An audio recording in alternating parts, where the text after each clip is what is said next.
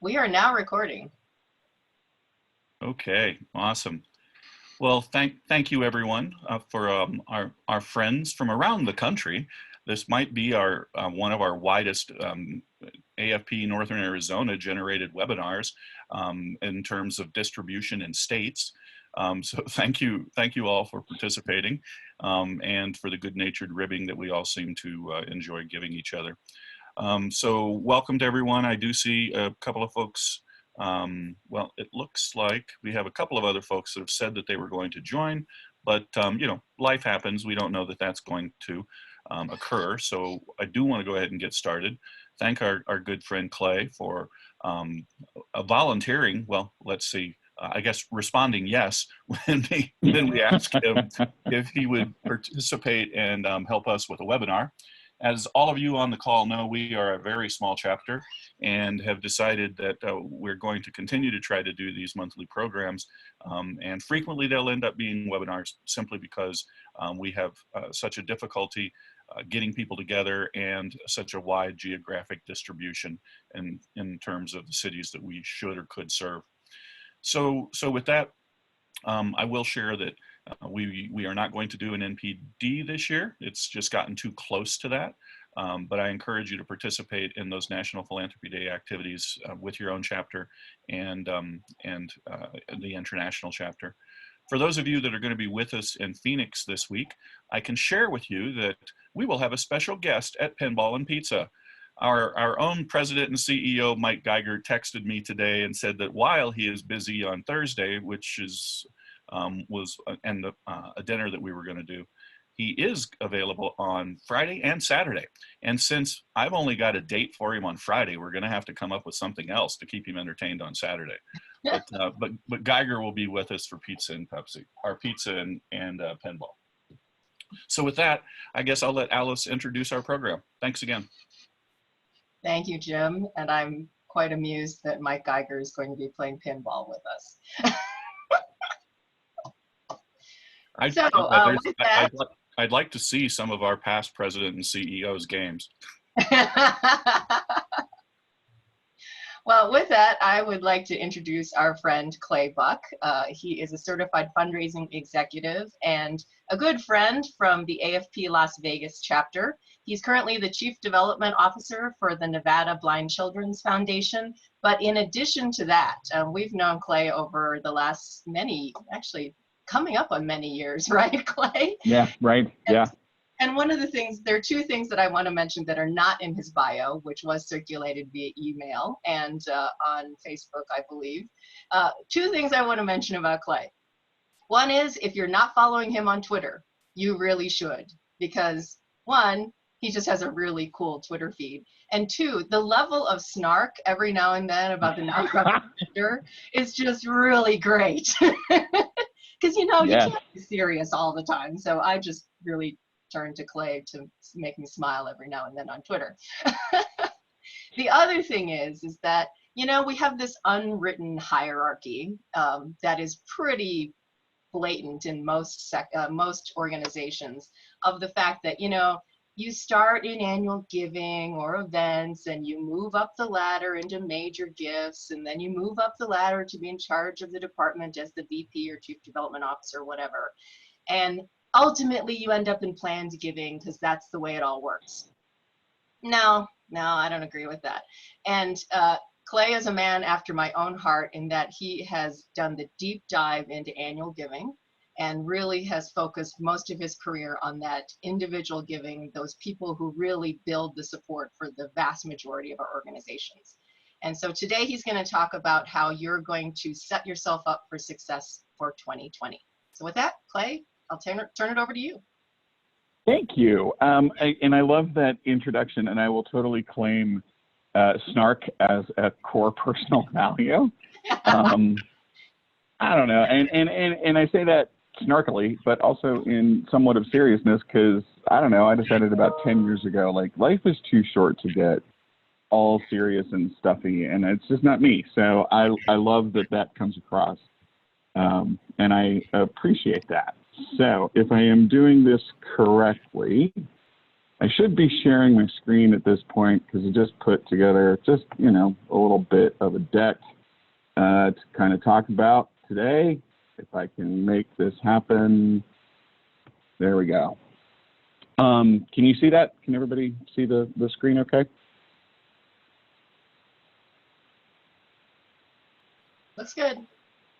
Great, awesome. So, Jim, Alice, thank you for inviting me. I'm excited about this and appreciate being included. And the timing is really good because I'm in this boat.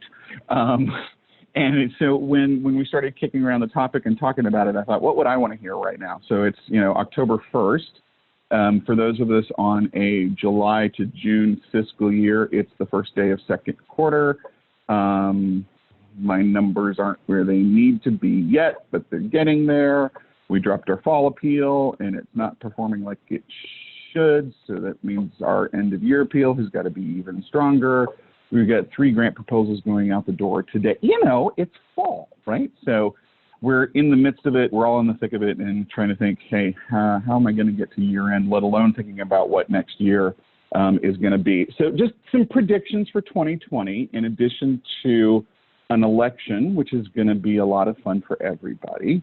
Looked up some predictions, and these are actual predictions for the year 2020. Some have been made recently.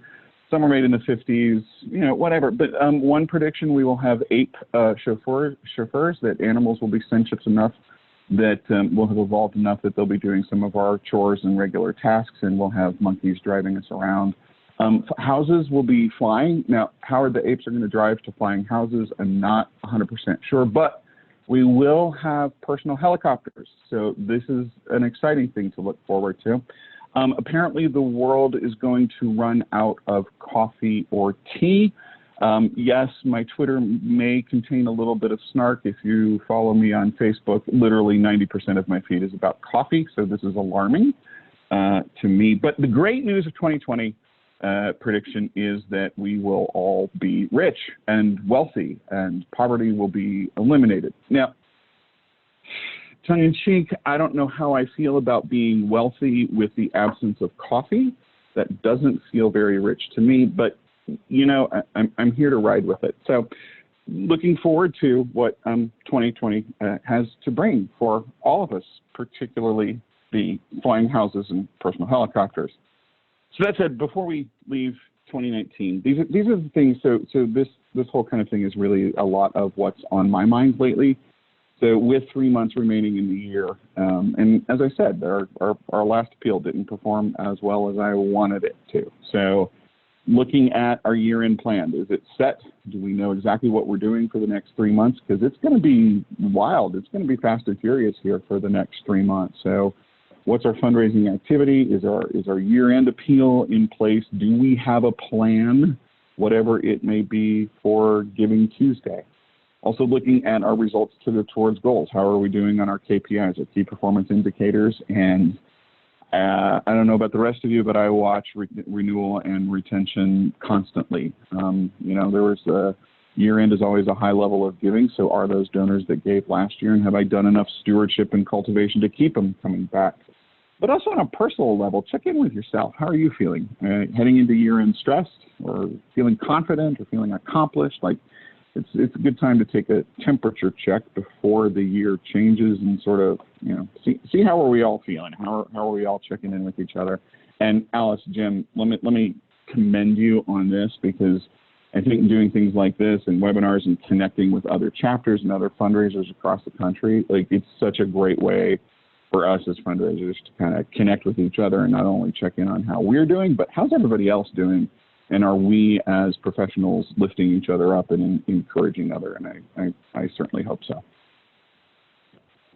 So I thought we'd take this from a little countdown perspective, and I like even things. So, you know, 2020 vision in the year 2020, and I thought we could do 20 things for 2020, and then I realized, like, that would be a 3-day webinar, so no. So thought we could take just a quick kind of countdown approach and celebrate into getting ready for the new year. So number 10, take some real time off. So the universe sort of conspired this year to force me to take about 9 days off in May. And it was a real learning experience for me. It was sort of, I really kind of didn't have a choice and had to do it. And looking back on it, I went, wow, that was really, really therapeutic and really important. So we head into the holidays and we have year end, and we're all planning on vacation or holiday time, but all of that has to do with family or travel or cooking or something. And I just encourage you before the year changes over to take some real time off when it's just time for you. No family, no kids, no cooking, no obligations, no distractions, and whether it's an hour or a day or a week or an afternoon or whatever it can be, just take time to completely disconnect and breathe and really set that downtime just to get that personal focus going. I love this quote from Rumi: never give from the depths of your well, but from your overflow. And the old cliche, you can't pour from an empty vessel. So be sure to take some real downtime. I don't know about the rest of you, but sometimes I get to the new year and January 2nd, January 3rd, coming back to work, and it doesn't feel like you had any downtime, right? Because the whole time was holidays and stress and family, and so you go back to work, and we joke about it, right? You go back to work to get a little rest. So encourage you as you can to take some real downtime and get away for a minute. Number 9, do something that's not fundraising.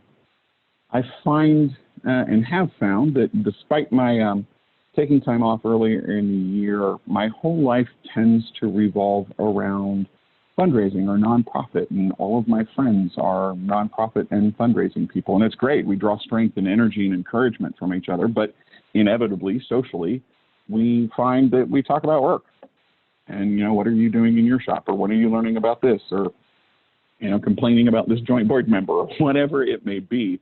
Our worlds tend to kind of always revolve around the work or the sector. So heading into a new year with a different vision and a different look, pick up a hobby. I don't have any hobbies, so if anybody has any suggestions, and I know Laura and others across the country think that I've become this hockey fan. I just know how to hashtag things, so it kind of becomes about that. But pick up a hobby or find a distraction or something that is not fundraising, something that's not in the sector, that feeds your soul and gives you some joy and adds to your values, that you can make a habit and a regular part of who you are. Number 8, do something that is fundraising.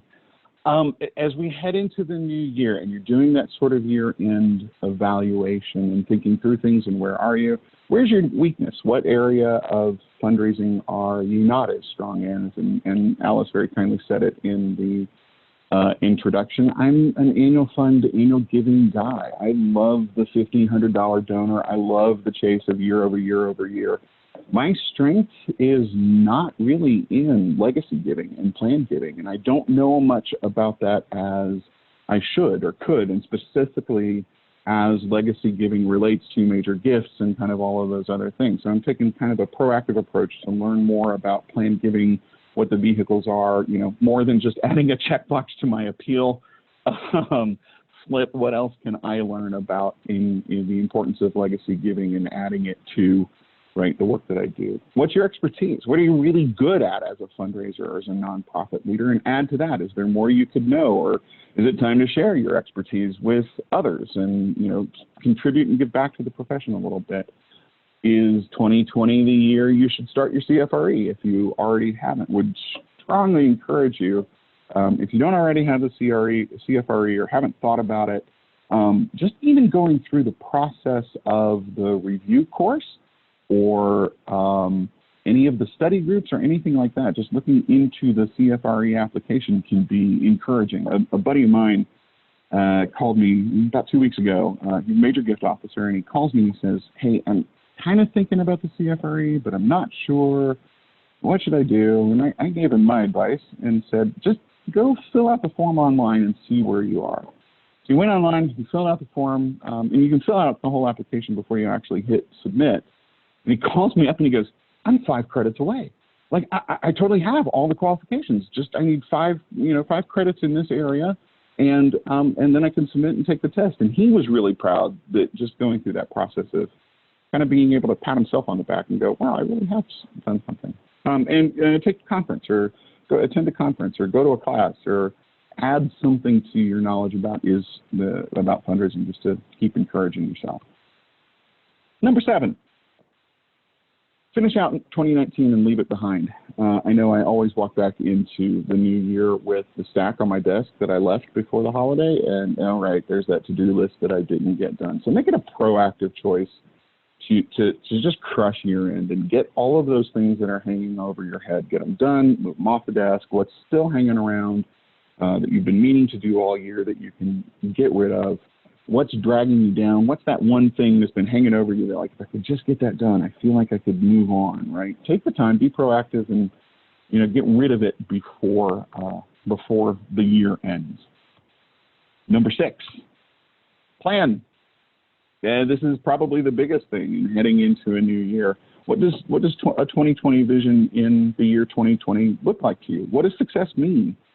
Take a look back at 2019. What's worked so far and what didn't? That appeal that I keep talking about, yes, it's weighing heavily on my mind, as you can tell, right? But really analyzing that appeal and looking at what didn't work and why isn't it performing it the way that I wanted it to. And I've got a pretty good idea of where I think some of the issues were. And so what can I change in 2020?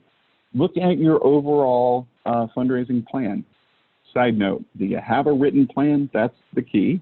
And look at your plan and what do you need to adjust? Where do you need to make differences? What does that look like for you in 2020? What can you adjust that then you move into the new year all set and good to go? And there you go, set it. Set the plan, work the plan. It's the best approach that we can do. Never make your plan so inflexible that you can't adjust if you need to, but set the plan, work the plan, and make sure it's ready for the new year to start.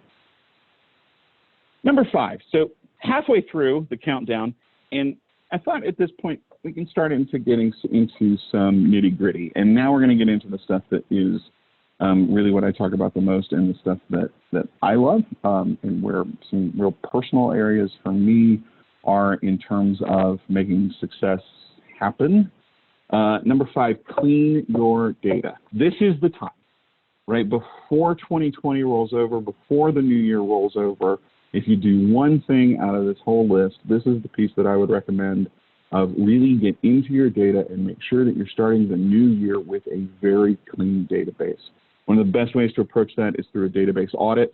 If you've never done one, they are life-changing, I think, and take a real good, strong snapshot of what data do I have? Where am I missing quality elements? What data is missing that I need? Is it name fields? Is it phone numbers? Is it emails?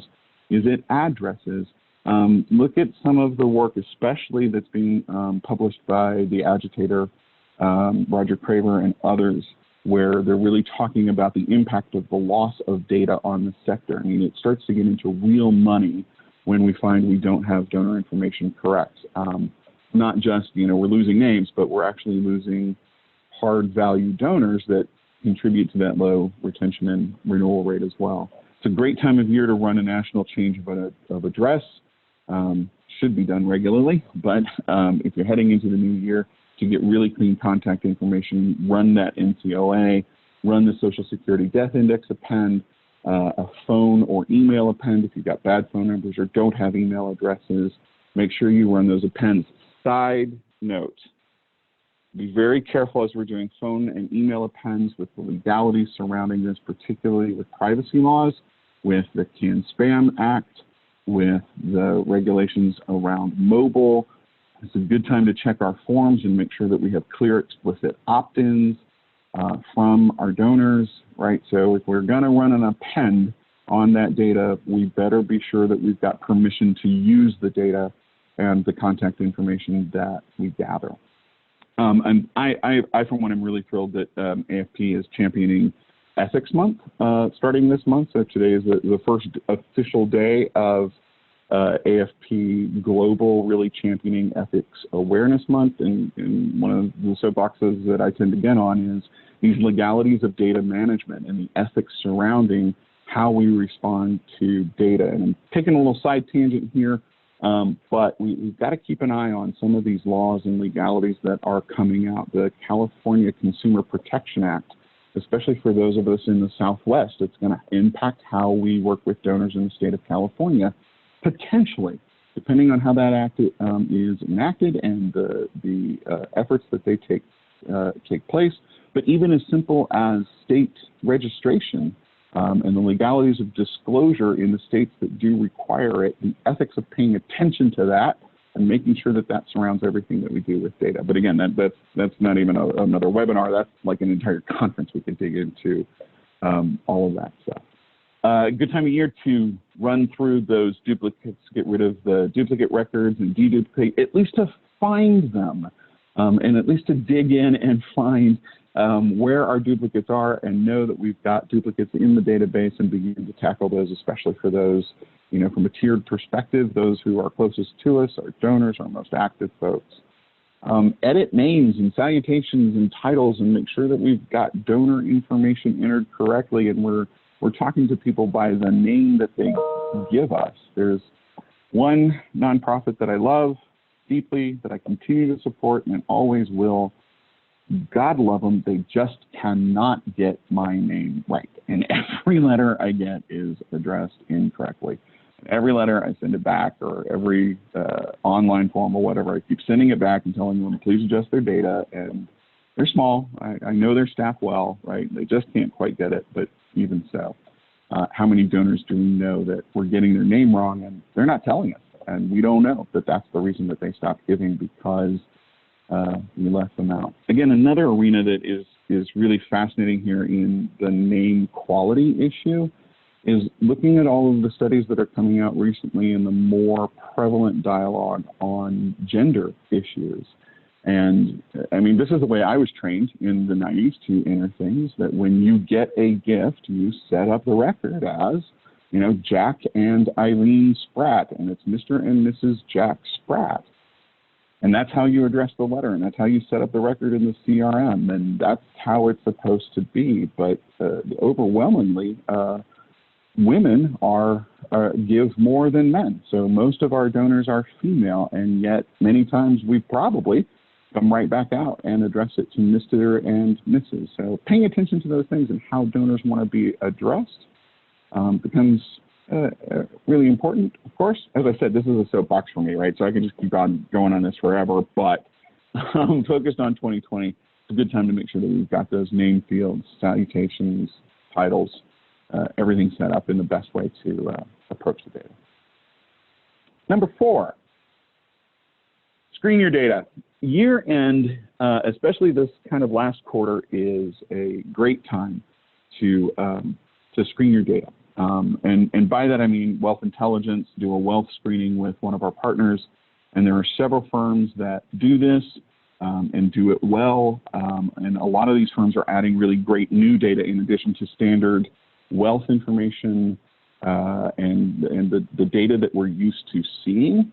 A lot of them are adding some great information on social media engagement and other types of wealth and marketing demographics. And, you know, we're living in an age of big data.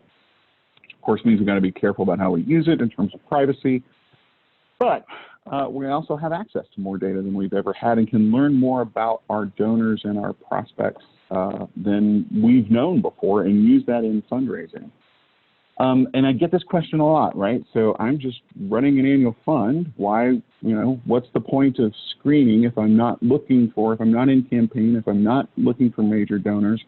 There's a lot of information that we can find by running a wealth screening and putting it on top of our quote unquote annual fund data.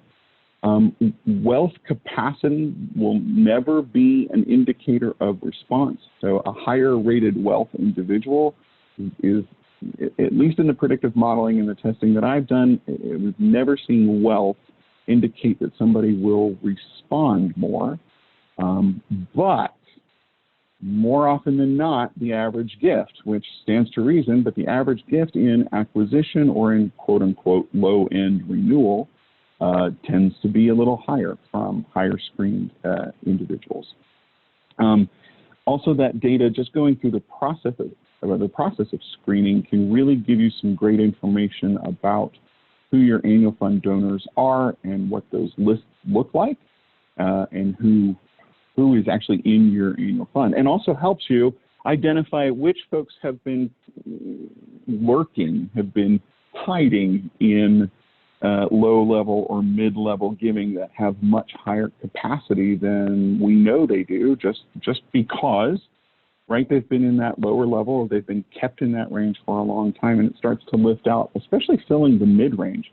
Where can you focus on upgrading? Where can I identify a group of frequent givers that I can move up the platform? Any number of areas where that wealth intelligence has more information than just identifying major gifts or running donor profiles for a campaign. It does also, of course, help you identify those top prospects and who can I start moving into a major gift portfolio? Who can I start moving into those discussions?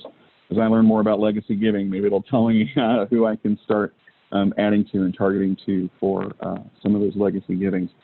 But again, go back to the election. It's a political year, which means political activity is going to kick up. And wealth screenings all include, because it is public data, wealth screenings all include political giving. And in predictive modeling, predictive giving, political giving is often one of the top 3 to 5 predictors of someone's likelihood to give. Have run several predictive models where we've seen political giving be a very, very strong indicator of likelihood. So looking at the screening of annual giving donors, especially in acquisition, by targeting those with higher political giving, we may see actually a bump in response or a bump in level and approach, again, because it's public data. So again, another soapbox I can go on and on for ages about, but year end being a good time to head into the new year with as much data and information as we can about our prospects and our donors, so we can really head into some great and strategic fundraising. Number 3, as we count down to new year, audit your communication. So I talked about the database audit and how important that is and how helpful that is to know what data you have and what information do you have, but also take the time to audit the communications that you're using. And I'm using communications in a blanketed term here to cover marketing and communications and social media and your fundraising message and all of the different ways and areas and channels where we're targeting and talking to our donors. What's working? What resonated? If you're using any kind of email platform, I just got one. And we use a platform that you've heard of that generates its own reports and all that. And we just got an email the other day. Hey, here was your top performing post of the last 9 months, which surprised us. It wasn't the one we thought people had most resonated with. But so adding some data to that communications and what we're seeing, but also really taking the time to dig in and go, what worked, what didn't, where's our messaging resonating outside of our office, and what are people responding to? Almost all social media platforms have some inherent metrics. You can at least get number of likes or number of engagements or things like that, but if you have any type of overlay or any other analytics tools, it's a good time to look at those social media metrics and see how social media performing. Is it worth investing in every channel and every platform and every situation that we are? I worked with one organization about 2 years ago that was watching this and watching it closely. They increased their impressions by 174% in 9 months, which was pretty significant growth, which also increased the number of likes and number of engagements and all of that. The interesting thing was they also started engaging in more proactive direct response, mail acquisition at the same time. So could we draw a correlation that their direct response was increasing because of social media? Couldn't make the data connection because, of course, you can't see how those two are connected, but it was pretty clear that 174% increase in impressions and really crafting their message and getting it out through social and digital channels and also targeting that direct response. Both of those two things were working really well in concert with each other. But also, what are our digital and email metrics, right? Taking a look at how has email responded and what are our open rates and click-through rates and knowing how people are responding to us. And increasing that storytelling, really taking good stock of what stories do we have, what stories are we telling.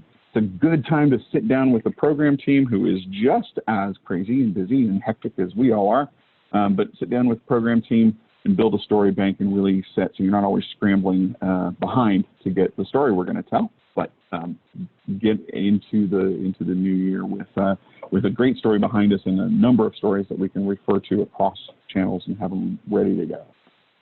And I will tell the story here of, again, another organization that did both a kind of a communications audit and a database audit, right? So they were really looking at where they were. And they'd made the strategic decision to invest more in digital presence. They really wanted to move their solicitation and their fundraising to digital. So they went through this whole process. They looked at their digital metrics. They'd increased their social media presence. Their open rates, their click-through rates were really good, actually, and they were getting a really nice conversion rate from email, a little higher than standards or averages. And then they really wanted to invest in going full-scale digital. So they ran a database audit at the same time. The database audit came back and found that out of 25,000 records in their database, of which about 70% had some history of giving within the last 5 years, out of those names, only 7% of their records had an inherent email address. So, great plan, really great metrics from their email, but then you looked at what those metrics were coming from, and it was a very, very small percentage of their database, number one, and number two, before they made the decision to invest in going full-scale digital, they didn't have the email addresses to support it. So was this the right decision and the right business decision to make in terms of investing in fundraising? And regardless of how we feel about channels or performance, or I mean, there are hardcore direct response database, there are hardcore digital, and all kinds of metrics and reports. Even so, this one didn't have the numbers to support investing in full-scale digital. So before they headed into making that plan, they had to make some real investments and decisions of how they were going to execute that plan. The main thing here from both of these, auditing data, auditing communications, at least go into the new year knowing where you are, right? Knowing what's in place and in store before the new year starts, which leads me to the second one, number two, knowing the numbers. If you don't know where you've been, how can you know where you're going, right? If we've got a goal that we've got to hit by end of fiscal year, if we don't know where we are, how are we going to get there?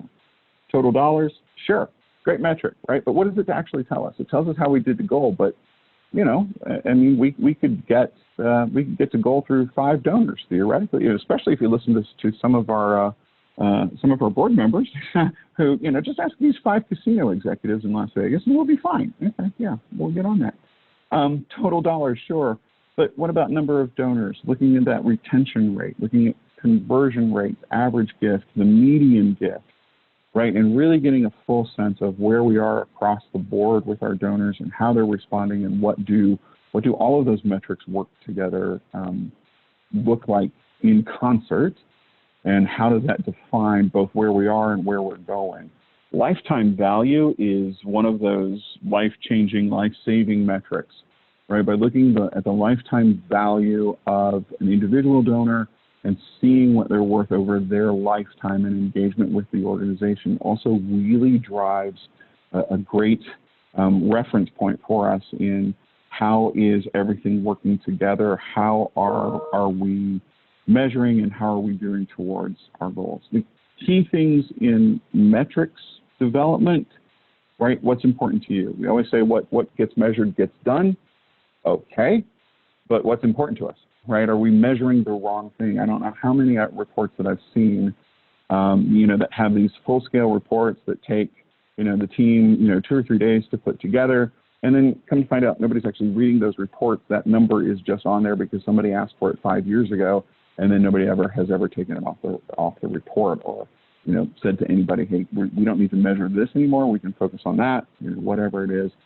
The key to knowing the numbers is sitting down and going, what is important to us? What is important for us to measure, and how does that carry us into the next stage of our plan, which in this case would be the next year.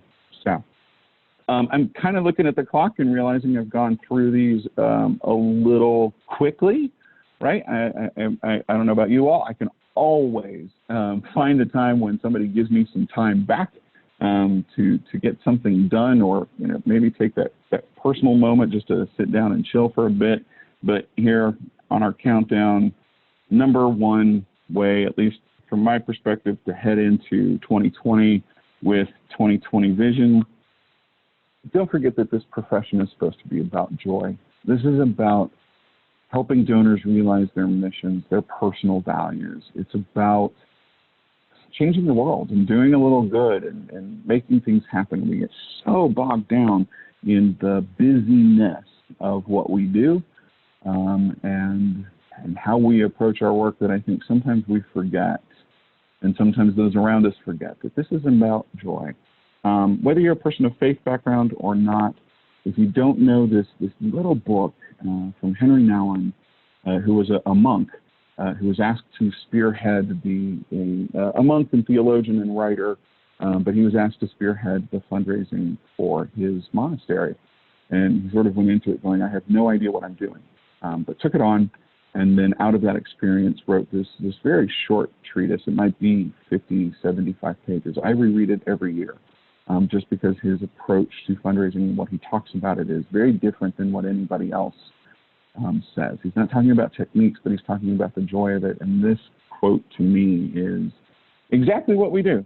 Fundraising is proclaiming what we believe in such a way that we offer other people an opportunity to participate with us in our mission and vision. So whatever you do heading into 2020, make it joyous. Make it about inviting others to join you. And Alice, Jim, I am really grateful that you invited me to spend this little time with you, and I hope some of these have been helpful. Hey, at least now you know what's on my mind as I head into 2020. So I hope, even if you just pick one of these things, I hope it helps. Heading into the new year, good luck with everybody on year end. And again, a shout out to everybody that is attending the leadership conference later this week. I hate to not be there, but no, it will be a wonderful time. So thank you.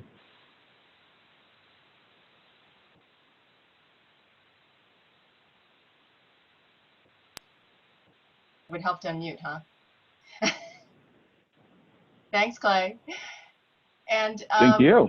I know we had a couple questions. So Laura had a question about when you mentioned the service that you got your metrics on your highest performing post. What service are you using?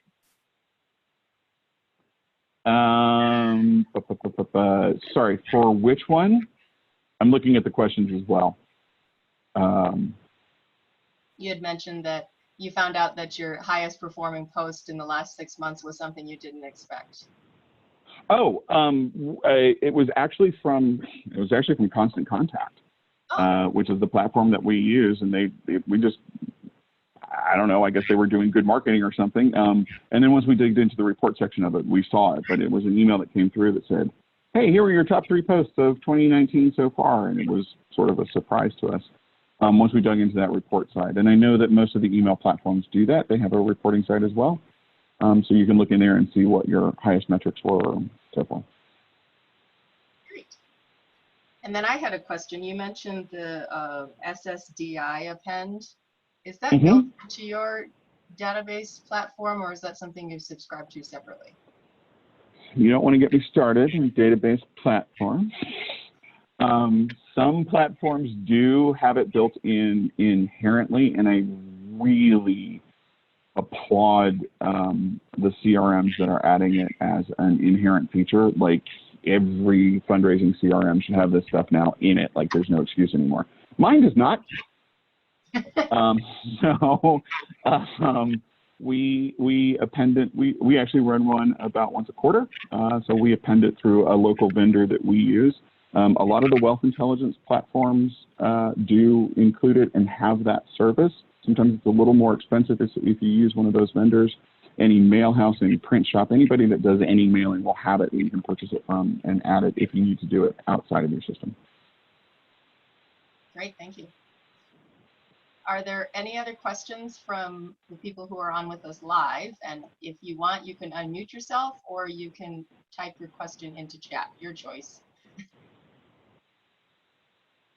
I know sometimes it's easier just to type it into chat.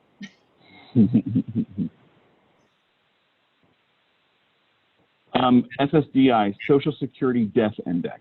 So the question is, what's an SSDI append? Social Security Death Index.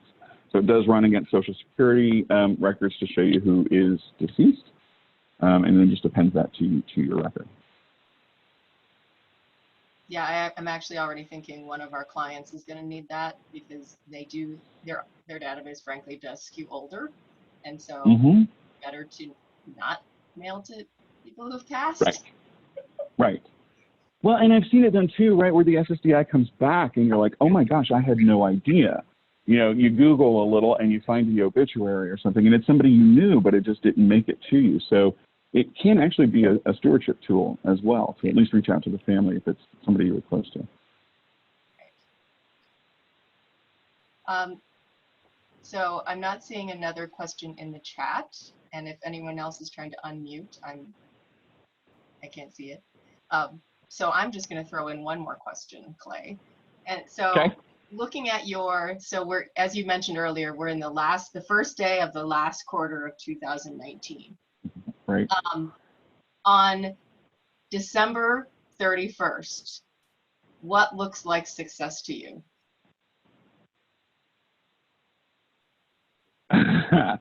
Okay.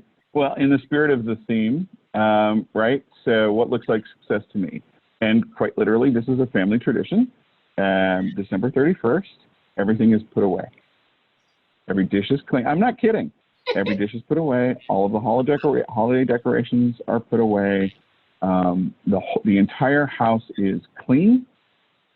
Vegas is, a New Year's town, so we stay home. And, there's a good meal in the crock pot, and the house is completely clean, and everything is done. And, we watch a movie and get ready to start the new year just at sort of ground zero. So that's personal. And it actually is something that we really look forward to every year because it just kind of sets the tone for the new year.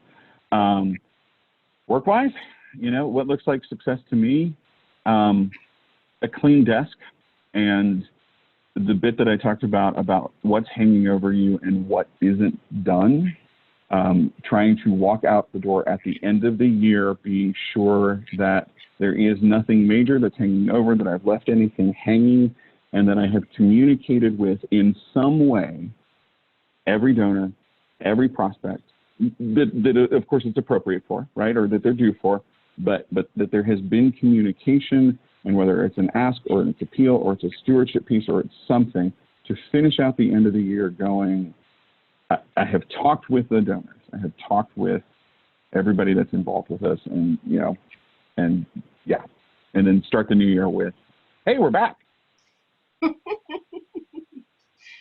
It's always the fun, hey, we're back kind of thing, isn't it? Right. Yeah, exactly. And I will say, you get a lot of New Year's messages, right? Happy New Year. Hope you had a great New Year. I can honestly tell you, and this is that snark you're talking about, Alice. I can honestly tell you in my entire life, an email has never once found me well. Right. So let's get some better salutations as we start those communications. Okay. I'm totally running my year-end stuff past you before I send it out. All right. You know where to find me. Well, thank you, Clay. And I know people are going to ask, but can we have a copy of your slide deck? Yes, absolutely. I'll send it over to you. Okay, awesome. So we will be circulating out the slide deck to people who are interested in that. And I'm also have been recording this session, so we will also provide a link to the webinar recording through probably the AFP Northern Arizona Facebook page. So look for it there. And thank you everyone for participating. Our next one, as Jim mentioned at the beginning of the session, we're trying to do monthly webinars since we are somewhat spread out as a chapter, and since we had a lot of guest stars in our audience today from other AFP chapters. Yeah, right. No pressure, like, okay. Our next webinar is on October 29th at noon, again, same time. And it will be featuring Diana Hoyt, who is the founder of Matchmaker Fundraising Software, but she's not going to be talking about fundraising software. She's going to be talking about how to set up your development program for success. So there'll be more information on that soon, but mark your calendar for Tuesday, October 29th at noon same bat channel. So thank you once again to Clay. Thanks. And thank you to everyone for participating, and have a good rest of the day. Thanks, Hey. Clay. Have a great week, everybody. Bye-bye.